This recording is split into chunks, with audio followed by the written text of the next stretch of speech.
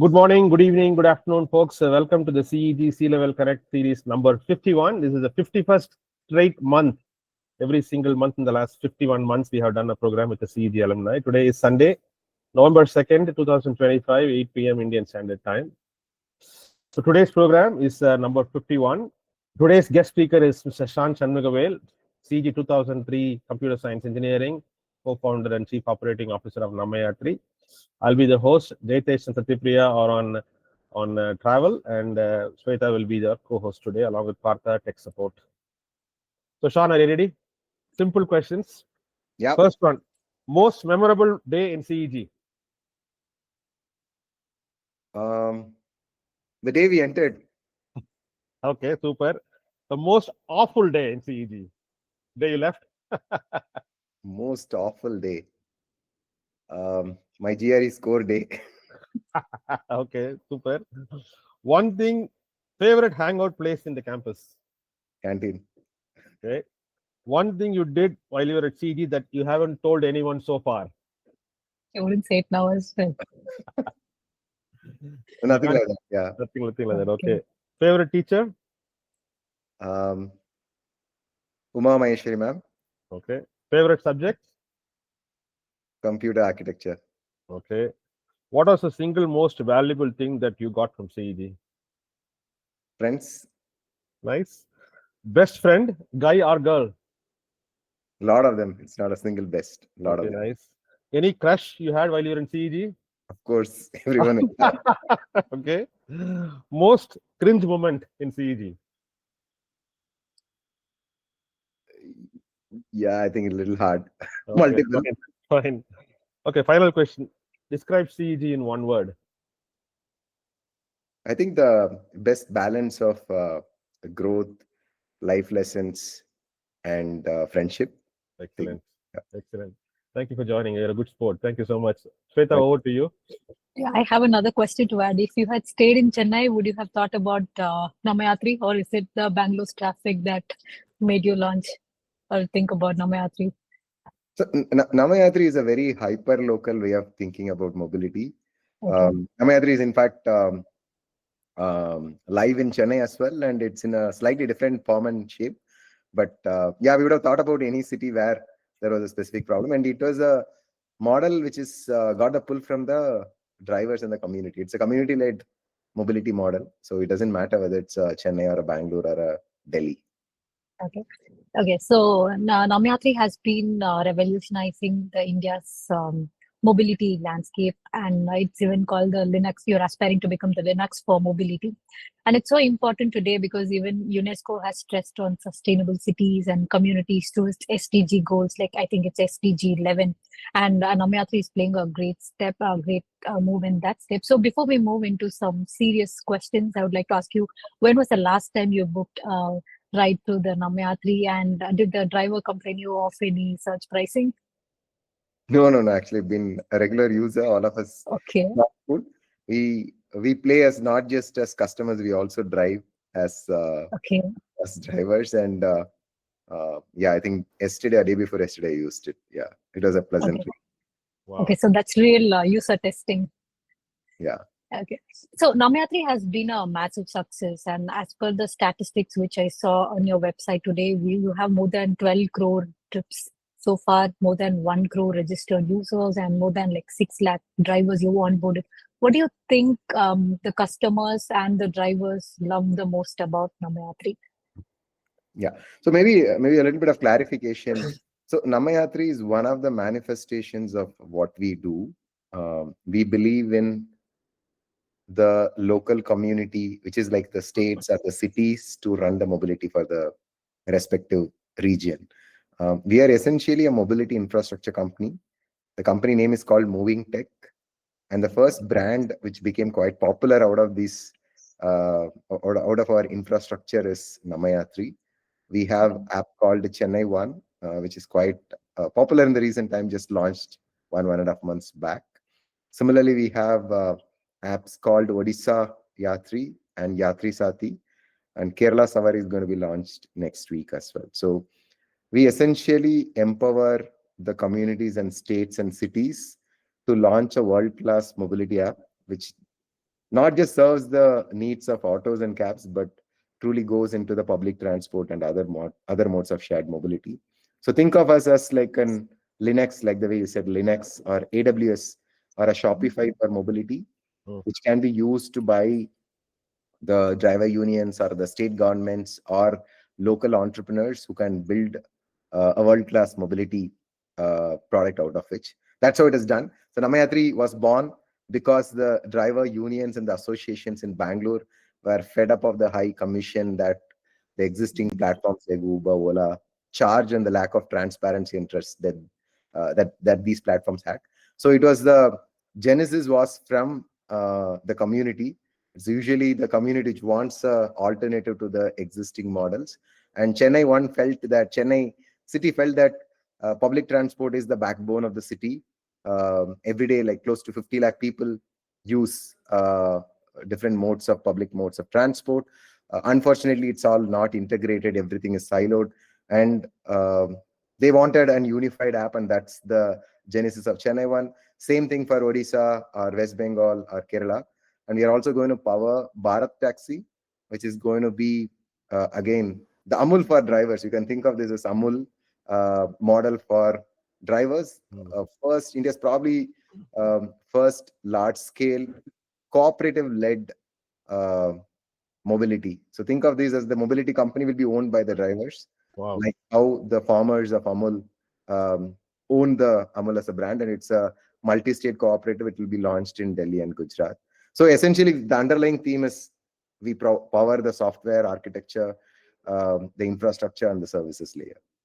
That's very interesting. And when you talk about this zero commission or the subscription based model, that's so disruptive in the ride hailing business that even like other ride hailing apps like Ola or Rapido have adopted it. But how do you ensure it scales the profitability for as a business model? Yeah. So one is it's a zero commission, but it's not like completely free. For the drivers, they use a low subscription fee. Think of this as like, okay, if you're taking an internet service or OTT service, you'll end up paying a small subscription fee. The idea is to keep this extremely affordable, like how water, air, and UPI is ubiquitous, at the same time affordable for everyone. So like that, a good mobility software should be affordable for the community of drivers as well. So that's the thought process. From day one, we have been thinking about how do we make sure this model is sustainable. We call it profitable, but we call it sustainable. So there are 2-3 ways in which we do that. Innovate on the technology so that the cost of technology is very low. And we do that through the choice of programming language, the kind of tech architecture, the kind of scale, and our experience of running UPI. The parent company has been running UPI for the last 5-6 years. So that helps. Second is operations. How do we leverage the community to run the operations? And marketing, how do we leverage the drivers, the vehicles, and the government to do the marketing so that the cost is kept very low and the benefit of whatever the customer is paying completely flows to the driver. So the philosophy is the people who do the real work should take home most of the benefit. In this context, it's the driver who is driving 12, 14, 16 hours. The software platform is just an enabler. Similarly, the public transport is deployed by government or the public transport corporations or the conductors and drivers who are running the show as well. So they should take home most of the benefit rather than the intermediate platforms. That's why the zero commission or a direct to driver model came in. We do a sustainable model through cost leadership, partnership, and very unique products. Okay, that's so interesting. And when you spoke about technology, I want to delve deeper into it because Namma Yatri is based on the open network with, I think, Beacon protocol, the underlying. Right? Can you explain in layman terms what that really means? And because you've used technology as a very low cost model, using technology as an enabler and a utility tool in creating this positive flywheel effect. So can you elaborate on that? Yeah. So essentially, think of this as an internet, right? Internet, you can actually communicate between, or you can interact between different parties can interact without really bothering about what kind of a language, what kind of a browser you use, etc. It is because of the standards that people have been following. The other example could be UPI. You could use your PhonePe app to transfer money from SBI bank to someone's Google Pay using HDFC Bank. Or you are sending an email from Gmail to somebody in a Hotmail, etc. So all of these things is possible because it has been standardized and it is running on a common open network. The philosophy is the same. Ultimately, for commerce or mobility to happen, it'll be better if everybody follows the same language. It's like, let's say Vish and Shweta can talk if they are talking in English or in Tamil, right? I think if they both of them start talking in different language, they can't understand. Then you need an intermediary. The large platforms try doing this by creating a walled garden. They say that, okay, I own the customer, I own the driver, so that I can start milking on both sides as well. In an open network, the idea is that we start speaking the same language so that I don't need to play on everything, right? It is decentralized and it can operate very seamlessly. So the specifications of how to communicate has been defined in backend protocol. It's like an HTTPS protocol for internet or an SMTP protocol for email. It just tells that, okay, if you search for a service, this is how you need to send the request. If you confirm a service, this is how it has to be done, etc. So that's a sort of a specifications on how to communicate. That's an open protocol. And this protocol is implemented on an open network like ONDC. ONDC is one example of how a open network can run. In an open network, government kind of gives the support to kind of democratize retail and democratize commerce as well, because digital has been picking up, and how an open network, which is having the backing of the government, can not just focus on profitability, but also focus on access, affordability, and a lot more of decentralization as well. So I would say the cost advantage comes not just from an open network, it comes from a lot of other things that we have done, which is primarily from community and the partnership that I'm talking about. But an open network ensures that in future, Namma Yatri doesn't become another Uber or Ola.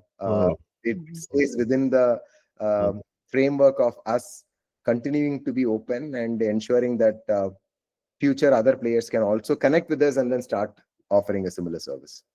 Wow. Okay. The fact that you're doing this in India, obviously highly disruptive. What was the initial reaction from your competitors? Did you see anyone doing something, wondering what's going on here? Are you doing a real legitimate business, or what are you doing here? It's so new to them. What was it like in the initial days of ideating this particular thing? Yeah, no, I think huge credit to all the incumbents. For one, India is not an easy country, especially when things are very not things are not digitized, right? Our internet penetration was also back 10 years back or so. The way Taxi for Sure, Ola, and Uber educated people about the category, trying to digitize drivers, trying to digitize customers as well. And definitely there was a clear focus on customer centricity and improving the utilization of the vehicle. So huge credit to them. But I think as in the last 10 years, if you look at that, after the first few years of innovation, innovation kind of stagnated from the mobility players. The big challenges were public transport was never integrated. Government became a bystander, and these guys didn't want to work with government as well. On top of it, the high commission structure, lack of transparency, etc. It became like, okay, I've invested in these products and now I want to squeeze and extract out of the market, is how the industry evolved in. And it's not just in India, globally, that is how it has happened. Definitely, when we started this way, I think there was a lot of disbelief that this model could work. And creating network effects or a two-sided marketplace is not that easy, because you'll have to keep incentivizing on both sides to be in the network. We got the support from the supply, because it was a supply initiated driver first model as well. Drivers thought of this as their own platform, etc. So we definitely got the good support of the drivers. What was also very surprising for a city like Chennai, where both customers and drivers are very open, and we kind of made the software open. It was an open source. Data was made open. He said that it is we are doing this because the city wanted it, and it's up to the city to make it work as well. So, and the city really picked it up. I don't think the incumbents expected this model to be successful with such a low capital and such a low investment. But I think once it became successful, it was very clear. One player after the other player quickly copied the model as well, which is a testimony for first principle thinking.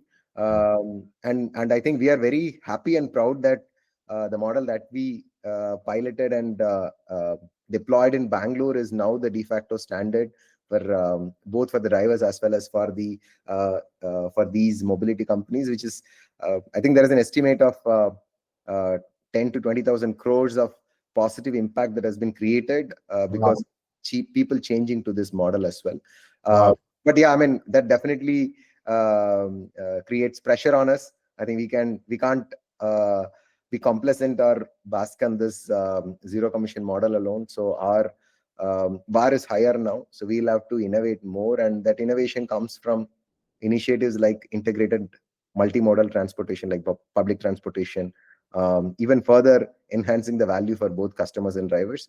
While I think we have innovated on the cost side, on the service side, there is still a lot more to be done, improving the reliability of the service, improving the availability, improving the customer experience, etc. There are a bunch of areas that we need to do. By nature, because it was a direct-to-driver model, all these things improved compared to the status quo, but there is still a long way to go. In terms of market share, do you guys track market share nationwide or statewide versus the competitors? And is there a meaningful metric there to track also? We don't necessarily track that because I think not unlike Namma Yatri, most of the other mobility players are not that open. They don't share what the data is. But I think we are quite small compared to all the other players. We are relatively new. All the other players have been in the market for 10, 12 years. Globally, the other player is the incumbent is like 15 years or so.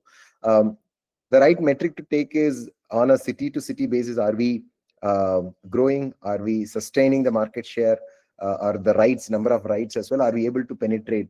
Or are we able to digitize cities which are never digitized as well? Examples being Tumkur, Gulbarga, Tirunelveli. These are cities where there is no app-based booking, and the idea is to kind of use the local communities to start digitizing the mobility, because it kind of is a win-win for customers, drivers, as well as for the ecosystem. To your question, it is not a one brand Namma Yatri is fighting against someone. It's essentially a bunch of hyper-local brands, which are all owned by the community or the government, etc., which is offering a better alternative, an all-inclusive alternative, a more affordable alternative, a more integrated alternative, which is owned by the community or the states in some form or shape. I think it is going to be a long journey. The cost advantage and the community ownership makes it like some point in time, it'll become like the market leader, like an Amul, while there will be a lot of other private brands as well. Or it need not be just Amul, right? It could be an Arvin to Nandini to bunch of other brands. Each of them is locally owned by the respective community or the government. But essentially, they are fighting against, let's say, I'm just taking a name for the sake of Nestle or any global brand. That will be these brands. In our view, in the long term, because mobility is largely run by the local community, the local brands have an edge compared to the global brands or even the national brand. Shweta? Yeah. So when you talk about launching in new cities like Tirunelveli and all, those are the challenges that you need. But what are the parameters that you use to decide which city you'd be launching the app next, from when you're scaling from metro cities to tier 2 or tier 3 cities? Yeah. So when you are a pure business, you do a market mapping, study the market, what are the, like all this SWOT analysis and all that stuff you do. When you are a community driven brand, what you do is like you launch based on the pull from the market. How deep is the pain point? Who is going to be the partner who is going to launch this? What is the kind of support that you are expecting it to do? So we never expected that we'll launch in Kolkata out of a blue, and Kolkata is a very, very interesting story. First time yellow cabs in Kolkata, which are iconic yellow cabs, were digitized. If you come out of a Howrah station, one of the busiest railway station, you don't need to stand in the queue, and it's a much more streamlined model of getting into the cabs through full digitization. It took us some time, but that was the kind of problem statement which kind of excited us. Many of them didn't even have a smartphone or a bank account, etc. We kind of partnered with banks and mobile companies to kind of digitize them as well. And today these guys are a lot more empowered than what they were. And pretty soon from the yellow cabs, it went to the regular cabs, etc. And same thing for Odisha as well. The last 8 years, the driver community have been asking for an alternative to the traditional incumbent mobility companies. And the beauty of that is, like, many of the states have a fantastic bureaucrats, IAS officers or secretaries who are actually very vision oriented. And sometimes if they get to know about what kind of work is happening on the mobility side, you get a good opportunity and an entry point. And that's how Odisha Yatri happened, Kerala Savari, or Chennai One. Chennai One is very, we are very proud because, one, I think we all have an emotional connect to Chennai. And in some areas, last 20-25 years back then, when you are traveling from Gandhi Mandapam to, let's say, Anna Nagar or to Besant Nagar, things have not changed at some level. You feel like, okay, things could be much better. World is going in a certain direction, and definitely Chennai's mobility can be better. And that's when you think that, okay, what are we doing? Can this improve the lives of people who are traveling? And still, a single MTC bus transports around 700-800 people per day. That's a kind of load it is taking up. And if we digitize it, it can be better, both for the customers as well as the conductors and the driver as well. And this was envisaged by a excellent bureaucrat, and who had the vision to make Chennai a lot more integrated, a lot more sustainable as well. So I think the beauty of India is that despite all the problems, all the challenges, all the diversity, you will have, I mean, great example is people like Vishya, right, who has been trying to kind of bring in all the alumni to kind of share the knowledge, etc. I think there are these kind of gems across states, across cities, who have been wanting to make a change. And in the process, we have to make this business sustainable as well. So that's the other important thing. We are not a non-profit. So we'll have to calibrate. At the same time, our model is not a pure traditional way of looking at market assessment and then prioritize markets, but it is a lot to do with the pull. When there is a pull, there is a higher chance of success. When you try to push it too much, then it becomes like a business, pure business, and there you have a challenge of making it sustainable. Wow, amazing. Okay. That's clarity, Shan. I tell you honestly, people think about these businesses, how can someone compete with Ola and Uber and still survive? Like, it's like succeed, survive. And I talk to all these drivers when I'm riding them. There's a clear difference in the answer when you ask them about Namma Yatri versus Uber Ola, right? Somehow, some of them like Rapido as well. I think Rapido introduced this fact that they can see the fare before they get the ride. I think that's what they started. I think drivers like that. At least I know what I'm going to get, right? And then this bonus thing you can add extra, etc. All that they like. But between Rapido and Namma Yatri, people say that Namma Yatri is our app. I've seen drivers tell, "Enga app is it?" So that ownership, that community you're talking about, is clearly coming out from the drivers also. So amazing, amazing. Shweta? Yeah, So, and I think clarifying that, I think Namma Yatri brought this revolution of 100% transparency. Even before the ride comes in, people get to know the fare, the from to average pickup distance. Like, some of these is very, very opaque. The global incumbents to the Indian incumbents as well, it was not very transparent. He said that, okay, it is ultimately customer to the driver, so everything will be transparent. And all the, I mean, 2 out of the 3 mobility leaders in India have clearly acknowledged that publicly as Absolutely, well, absolutely. about Namma Yatri's contribution to the Absolutely. The fact so they are this just name, the fact that they're following your model is itself proof point, Sean, that they can't just be on what they're doing now. They had to adjust to what you have created, a disruption.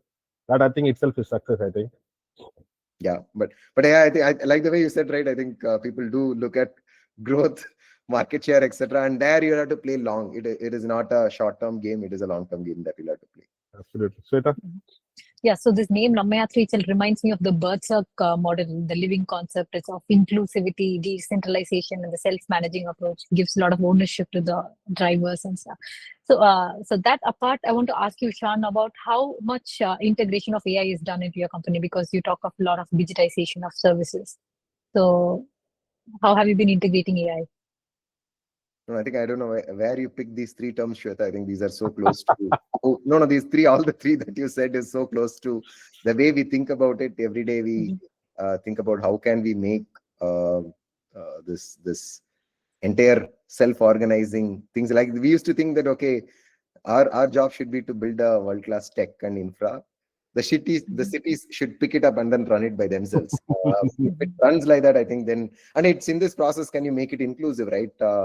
We run a Mahila Shakti program for women drivers. We train them for free, close to around 300, 400 women drivers. Many of them have a very strong social stigma against which they have to come and then start doing this. Then people with disability or people with special needs, we're the first one to launch what we call it as Purple Rights, which became aware of what the special requirements of people are. So I think mobility has to be inclusive, and that's why you're not talking about the elite 5-10% who can afford a taxi and a cab, but talk about the people who might have to travel with a bus or a local train, etc. And can we give a good experience for them as well? Yeah, I think all the three are excellent points, and it's a journey, and it sometimes some of them can conflict with each other, or at least there is always a pressure to kind of see how can you offer an inclusive mobility solution which may not be large enough, but has to make that sustainable as well. So some of these things, pure business prioritization, you may not be able to do it. So you'll have to think a little bit more holistically, and that's why we like this philosophy called integral theory, which is a Western philosopher called Ken Wilber. The Eastern equivalent of that is Aurobindo's way he think about how multidiscipline can come together and then deliver value, like from a science, technology, religion, philosophy, psychology, etc., etc. And there can be an integral theory of all of these coming together and do that. And it is not like and our society has evolved over multiple generations, right? I think if you look at right now, the Gen Zs are a lot more, we call it the green. I think every stage has been given a certain color in his theory. I'm talking more of the integral theory. If you look at our great grandparents or grandparents, they would have lived by what the religion or what the doctrine would have said. Then there was a government was reasonably powerful. Then capitalism took over.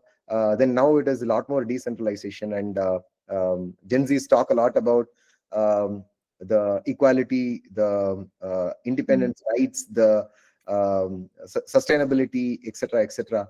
But I think every stage has certain pros and cons. There was the entire religion doctrine based, or that had that brought that strong discipline and the method and the structure. Governments brought in certain element to the infrastructure investments. Capitalism brought in innovations and technology. The Gen Zs can bring in a lot more the decentralization. And integral theory is all encompassing in the sense that it takes the best of every generation and then tries to see whether each generation can accept each other as well.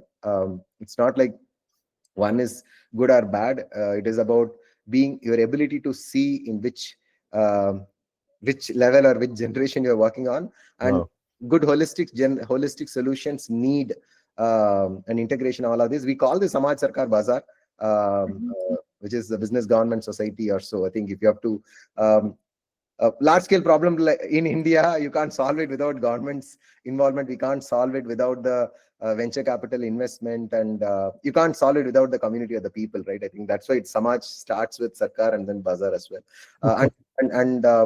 I think we digressed a little bit, but your question was on A. But before that, I must say this purple rights is a very fascinating. I was so fascinated by that idea of purple rights by Namma Yatri. Yeah, I think kudos to an NGO called Enable India. There's a person called Shanti. She was super inspiring. Some of her employees who had a special differently abled people, and they found it difficult to use our app. And then one day she came to the office. She was so passionate, and she was saying why our app should be modified, etc. So then we sent a team of 10 people to go to their office, spend time for a week to understand what needs to be done to the app. And within 1 week, Purple Rights was born. And quite interesting. And there's a need of the future as well. Regular people, for them, the mobility needs are easier to manage. For people with specific requirements, right, mobility is very, very important. Coming back to AI, I think I think it's a buzzword, but at the same time, it's a survival for most of the companies as well. What is very clear and what we have been doing is around the developer productivity. How do we improve people's productivity within the org, etc.? That's been happening. There are slam dunk use cases like voice bots to customer call center, etc. Those that's been happening as well. In some cases, you don't need real advanced LLMs, etc. But even a simple machine learning algorithms, etc., can match to some of the work, like let's say a pricing, matching, etc. we can do. But we have also been cognizant of not applying a pure AI or a pure algorithms without the human angle as well. So, like for example, pricing, we don't want to do a pricing algorithm like what an Uber or a Lyft or a Bolt would do, because that is completely missing the human angle to it. Like for example, the prices can go down so drastically, or the price can go up so much. We want the participation of the community to do the pricing to some extent as well. Human touch is what we think is very, very important. As an organization, we want to become a fully AI-powered organization, and that's an area where I think me and Mags Magadan, both of us are trying to spend more time on learning linear algebra to calculus to refreshing whatever we learned in the college. We believe in not just taking the application side of it, but deeply understanding what are the basics in it, so that we can, and getting hands-on, doing IC work, etc. is important. Ideally, we would have wanted, let's say, 40% of our time to be spent on this one, but honestly, we're not getting that kind of a time. I think over a period of time, we should try to figure out means of doing that. So I had a question about the culture of the organization. Right? You're basically building a community-driven product, etc. All that. So the organization also has to tune into that sort of thinking. So is there any particular secret sauce you have in terms of how you build your organization to reflect this community thought? Yeah, so 2-3 things. One is keep it very flat as an org, empower people. So when you have to empower community, you have to first empower the company and the employees. So each have been reasonably given a lot of freedom, flexibility, no formal reporting structure as well, even though I think sometimes you need to have broad areas in which each of the people are working on. Other than that, I think as a leader, whatever you do, I think people will follow. So you'll have to constantly motivate, inspire other people. You have to step up and then keep doing whatever you do. How you deal with your customers, with your drivers, kind of reflects in the way it happens to the rest of the people. And we always talk about, okay, let's try to solve hard, meaningful problems. Let's ensure that we don't take shortcuts for the sake of it. I mean, of course, if quick wins are important, low-hanging fruits are helpful. But let's say growth by giving discounts or offers, giving incentives to the drivers, etc., in our view, is not the sustainable right way of growth as well. And sometimes that pisses off the team which is in growth and operations. But I think they also realize that, okay, that is the right way to grow, etc. I don't know how we are doing on the time. We're doing okay. We're actually going to open up the audience questions shortly. But Shweta, I have another question before you go just to the... one last. Yeah. So you're almost transforming from a ride-hailing app to a mobility infrastructure platform through multimodal. You're integrating everything. What's the bigger vision for Namma Yatri down the line, like 3, 4, 5 years? So we essentially want to make public transport as easy as booking a cab today. If you book a cab and then get in and then you get down there, like that, can we make it extremely seamless, convenient? And of course, different people have different priorities. It could be cost, could be convenience, could be time, etc. So based on that, it should be able to give the right kind of offering. And it should also solve the first mile, last mile very well. First mile, last mile, as in from your home to, let's say, go to the bus stop or to the railway station. A good balance of convenience and affordability as well. It could be a convenient share auto, you can think, instead of sitting on each other's lap, maybe sit peacefully in, I mean, depending on, again, somebody might be okay with that. That's the person who is okay with the cost, and someone else might want slightly more convenience, etc. How do you? So that's one area. And India needs a lot of very local jugaad innovations as well. And we can't go and build all of these things.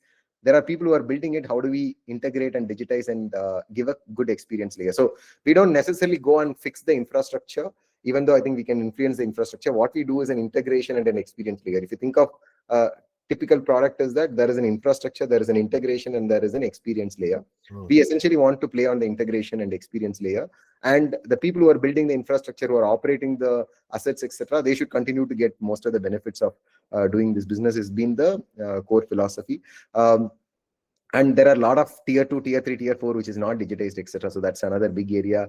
Through Bharat Taxi, through Namma Yatri, to Chennai One, etc. The idea is to kind of do a deeper penetration, deeper digitization, and all of these things. And in this process, how do we enable drivers to earn more, and which the money will actually circulate as the hyper local economy, thereby boosting the economy. I think if our model is successful, next 5 years we can create economic value of 50,000 crores for the country. Wow. Just country. That's our estimate. And this is the first part. I mean, more on the India story, because this is a mobility infra play. In India, we are known for building world-class product, again at a price points which is very hard for others to match. And even smaller countries, both in global south and global north, can take our infrastructure and run this, like a Dutch company or a Finnish company, or or let's say some company in Africa, or a driver union in Africa also can leverage this. That's the idea.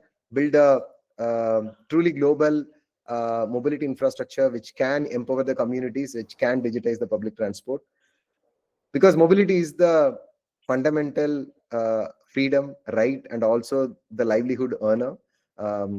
Be it a person who goes to the college, or a person who goes to the job, or a person who goes out for an entertainment, mobility is very, very important, and that gives the sense of freedom and achievement, etc., for people. And the idea is that if we can make that simpler, faster, more affordable, and integrated, and I don't think it's a 2-3 year journey, Shweta. I think it will be probably 2-3 decades of work that might be needed.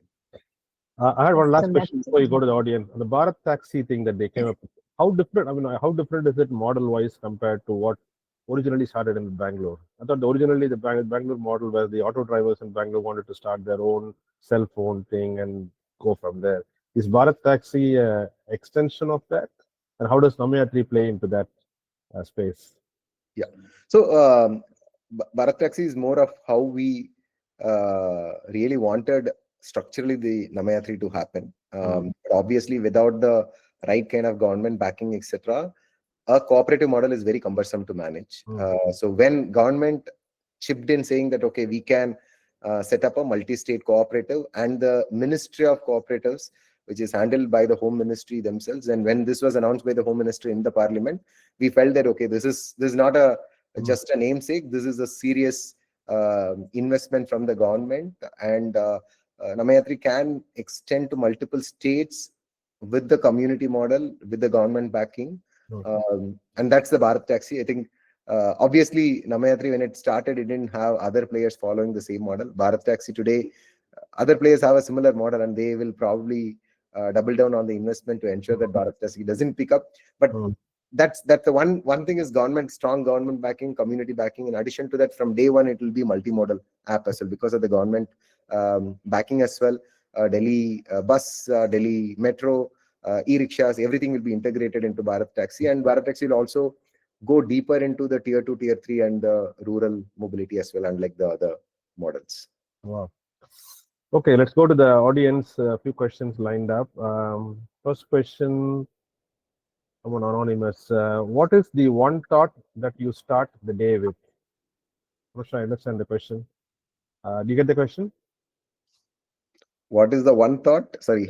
What is the one thought that you start the day with? Yeah. I think first thought is like, okay, how can I get up and then hit the gym? Okay, how do I hit? I think for me, if I'm able to hit the gym and start the day, it's in my view, I think psychologically as well as physically, I feel more energized. It could be sometimes gym, it could be 20 minutes of run. Yeah, so that's the first thing. I think I don't think too much. Just try to hit the first milestone of doing something for your mind and body. Then rest of the day goes quite well as well. So I think the simple goal in the morning, get up and hit something physically and mentally for yourself. Excellent. Next question, also from anonymous. How do VCs and PEs look at your business model? See, it's an interesting question. It's also a learning for us. I think this question you should ask Vish, being an investor. I think he can answer differently. We are not chasing the regular VCs who will say that I'm giving you capital. How can you spend this money to grow? Uh, Rather, most of the times the money is spent on building things, solving hard problems. There are clearly VCs who know that our model is different and they think long term. There is definitely value creation for them as well, and then they invest. The mainstream VCs will say that, okay, already there is a Ola or Uber. Why do you need another Namma Yatri, etc.? Yeah, I think it's not a I wouldn't say like we may not be the VC's darling, but I think we are definitely the darlings of the drivers and the customers. So I think when you are the darlings of the drivers and customers, at some point in time the VCs cannot ignore you. I have to tell you that when we decided to look at community for investment from Guinea Angels, a lot of questions similar to the questions you're talking about. Why should we invest in another company which is already in a crowded space with too many global players? How do you know that this model is going to scale and work? Is this an experiment that is going to actually succeed? I think what got us to commit is the general feeling that this is a good investment. Good meaning it's for a good cause investment. A lot of us in the Guinea Angels have that as part of our DNA, that it's not just about investing to get a return, but investment to address something that could be large, right? And of course, the fact your CEG clearly worked in your favor because you said it's our own person doing it. If we don't support them, nobody will, right? So that was kind of the thinking. And a few of us had to rally the folks to say, guys, let's get on with it. Let's put some money and let's help these guys and let's ride along. I understand that you are looking for subsequent investments, etc., all that. But good luck to you. I think VCs and PEs, as you said, not all VCs are going to understand your model or like your model clearly. Yeah, I guess you have some who are probably more tuned to looking at your business more favorably compared to others. Probably, I'm guessing. yeah. I think that's what I was trying to say. It's a more integral model. Not all. I think if all VCs like your model, also there's something wrong, right? VCs who have a very long-term vision is able to clearly, differently think because they all follow a same playbook. They want to fit you into a certain mental framework that they have. So, having said that, I think they have a very sharp ability to understand what's a good team is, what's the potential of this, what's the market, etc. So, I think we also strongly believe that having good VCs can fundamentally help you in terms of I mean it's that's why I said Samaj Sarkar Bazaar as well, right? You'd still need the Google's money for innovation. A Google or even an OpenAI, right, wouldn't have been able to innovate unless there is a capital as well. So capital is an important game as well, and right VCs, that's what I mean, right? I think you don't want a VC just to saying that, okay, why are you not investing in IPL, grow the brand? I think that it may not be the right investment. Yeah, I think VCs definitely, like what we said, everybody appreciates the disruption, etc. that we do. Some VCs are able to see through the long term, and that's why they have invested in us and continuing to support. I think we are closing another round of investment, which was saying. Hopefully, some really good investors, and they are thinking very long term. Some of them belong to our own Chennai. They're also coming in, and we are happy to close that soon. Excellent. Next set of questions is from Mr. Ramakrishnan. Sir, you can unmute and ask your question, sir. Good evening. See, I take the question from the driver angle. One is the, by the way, during engineering, I tried taxi. I had 2 taxis, and from the profit, I could fund my education. Oh, wow. So one of the major thing is the driver. The other one is the road, the carrier, and the other one is the customer. Okay, the driver has to be, he should not drink. Okay, his quality should be good. Okay, he should not stink. Okay, and he gets the information, particularly in Bangalore, the what is that, the potholes. Okay, see, the Google may say it's a nice road, but unfortunately, suddenly overnight rains, there are some potholes. How do they get this information about the roads? And from the customer point of view, particularly senior people like me will look for cheaper fares. Now they look for cheaper airline. I look for a cheaper taxi also. Okay, so these 3 points, we can give your opinion or points. It will be good. I think it's a loaded question. Yeah, just driver, you allowed, you can. No, so I think you're asking about how do we.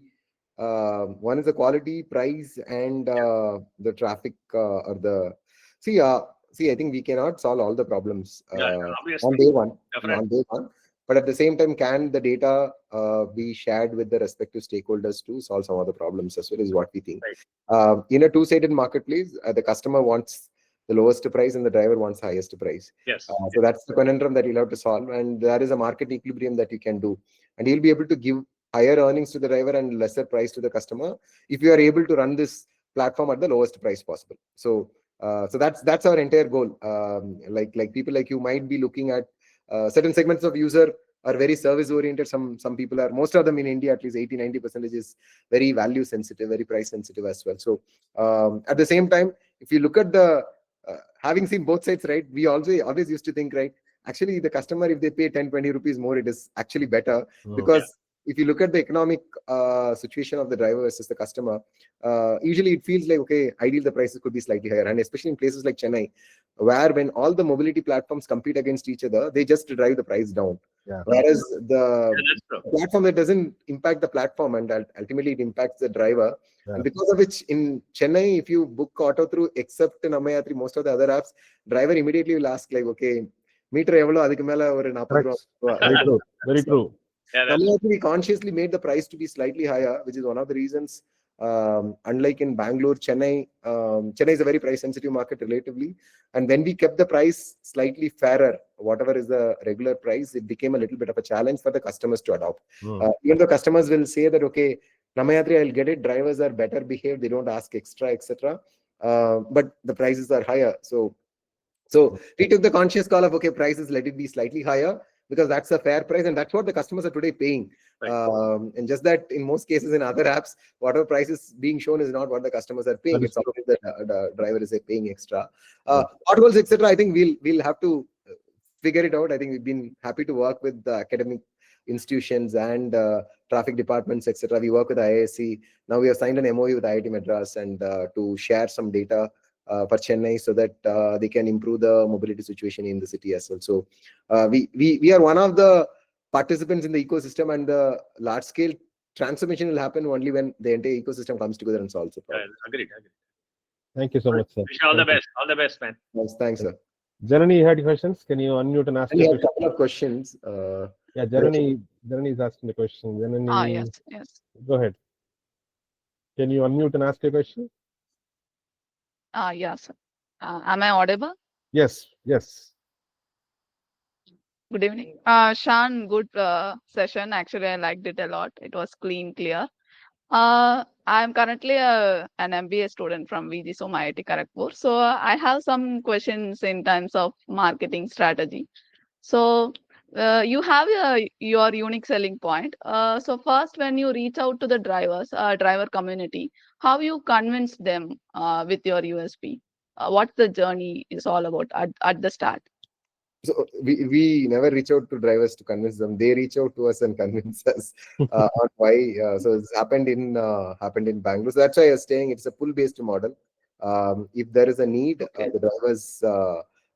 Happened in even today. Kerala launch almost close to a year. The driver unions and driver communities have been asking us to launch it. Finally, it's happening. But it's happened because of pull from the drivers as well. So usually. You don't have to convince, because it's a community-led model. It's essentially we are decentralizing the model and giving the model to the drivers. Okay, so the approach is from the pull only. So the idea got from the pull. Yeah. Okay, and my second set of question is, as you said, you want to expand to Tirunelveli and all. In reality, people in Tirunelveli, or I am from Viluppuram, so people in Viluppuram don't suddenly go to app and book a cab. The autos will be available, they will take that. So at what point you will analyze, what are the points you will take to analyze that there is a pull from this tier 2 city or any city? Yeah, no, great question. So I'm yet to share success stories from Tamil Nadu, but I can share the stories from West Bengal and Karnataka. Karnataka, you have a place called Tumkur. There is not a single app. There are only close to 400-500 autos. Today, that city is doing around 6,000 trips a single day. There's only one app. Zero ops person from our side. It has all happened because of the community pull as well. If Tumkur can do it, Viluppuram can do it as well. My view. There is another town called Gulbarga. It's called Kalburgi, the new name, northern part of Karnataka. Again, same thing. There are towns smaller than your Veluppuram and Tirunelveli which has picked up in Karnataka. But for that, you need the strong local community leader who believes in this vision and then kind of takes it up. See, as long as somebody is using Facebook and YouTube, using that app to kind of book is not as well. And my dad, when he wants to go to a temple, he's no longer dependent on me or my driver. He can actually and then can travel. When he goes to my hometown, he has a chit in which he has written 10 different drivers' number. He calls one after the other, depending on who is available. And imagine that the first driver is farthest from my home. He has to drive back empty to the home, and he will pad all of that into this fare. So I think digitization will improve the convenience, will improve the earnings for the drivers as well. And tier 2, tier 3 is where I think the access is also very limited, right? You have limited number of autos and cabs, etc. And the drivers are also, if they can do 2 more trips a day, they will take home their entire money as their additional profit. Excellent. Okay. Excellent. Thank you so much. Thank you, Janani. Any other questions from anybody else? Want to ask Shan? Exactly at 9 o'clock, Shan. You're perfect on time. We are spot on time. So a few more minutes I want to give others to ask any question or comment. Shweta, you had anything to say? Yeah, I have one question. Yes, Partha. So you talked about reducing the cost, right? Like to make sure you can provide sustain in the long run. So for your infrastructure, are you using any public cloud or the government's data center or any other your own service? So we are using the regular hyperscalers like AWS, GCP, etc. Google Cloud or AWS. At this point in time, for our scale, they offer a very good balance of effort versus the cost. Obviously, at some scale, we can consider our own on-prem infrastructure. But I think at this point in time, we are pretty happy with whatever these folks are offering. At some point in time, we could evaluate other alternatives. Yeah, okay. Super. Shweta, any final questions from you? No, so nothing much. Namma Yatri has a lot of things in pipeline, and I wish you great success. See it in greater heights soon. Yeah, super. Thanks, Shan, for joining today. I have to say that the session was extremely insightful. I know a lot of times we think about how this business succeeds against so much of global competition. I go to the US regularly. I take Uber and Lyft very regularly there. I see a difference between Uber and Lyft also, actually.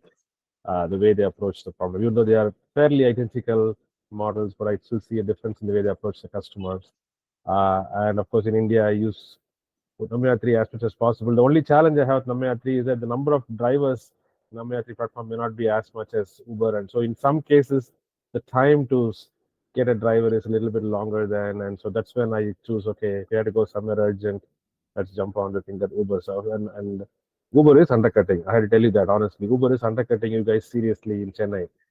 Some of the rides are just ridiculously cheap to the point that I feel bad. And I tell the driver, I think it's almost almost illogical for me to pay you less than this amount. So I tell him I take more money from me because 10, 12 bucks a kilometer. I mean, the guy cannot survive on that. And from Mylapore to Central Station, for example, sometimes Uber gives me like 85 bucks. I'm like, it's impossible to drive for 85 bucks from Chennai, Mylapore to Chennai Central. But they're trying to capture the market by doing what you said you don't want to do. That challenge obviously is there. But otherwise, I say the model is very nice, unique. You're scaling nationwide. I hope you become very successful for 2 reasons. One, the business is a very good business, socially oriented business. Second thing, very selfishly, we also investors in a company, early investors. We want to see a good return on our investment as well. We certainly would like to consider participating in the future rounds of your business as well, because we do like the fact it is our own alumni running this company, and it's a very famous, popular, well-known brand. So very good luck to you. And I certainly think that amongst all the 51 sessions, all of them are good, but this one gave me the most insights into how a business operates, As a person best attendant maximum, I say this is the best. And next to that UPI session and that Consul General, US. Some sessions are still there, but I take a lot of notes. but it's very I think the first or second session we had a senior director from Uber. oh Manikandan Tangaratnam was there. Yeah. Manikandan Tangaratnam. okay. Manikandan is the senior. He actually Mani is our senior. Yeah. Mani is our senior. Shiva is in Uber. He's also one of his juniors. Yeah. And Ashwin Raj was the CEO of Lyft for a while. I don't know if you knew that. He's also CEG alumni. Oh, okay. I didn't know that. Yeah, he's not in Lyft anymore. He left Lyft and went and he was, I think, CEO or president of Lyft, one of those very top position in Lyft for a while. So, Now he moved on to Easy Cater and other things. But yeah, there are a few of our alumni here in the same business, and but I don't think anyone is such business-wise widely known as Namma Yatri. And this Chennai One thing, I truly tell you, between the metro and the bus and all that, it's fabulous. You book a ticket, everything is there in that. You don't have to go and stand in line, pay separately, look for change, etc. I really truly love it. I wish you can make it even more broader and add additional features, etc. onto that one. And I think it will get a lot of support from people in Chennai for sure. Right? So good luck, Shan. Thank you so much for the session thanks, today. everyone. Thanks, everyone. Thanks, Shweta, and thanks all of you. Have a good week ahead. Thank you very much. Bye-bye. Bye everyone.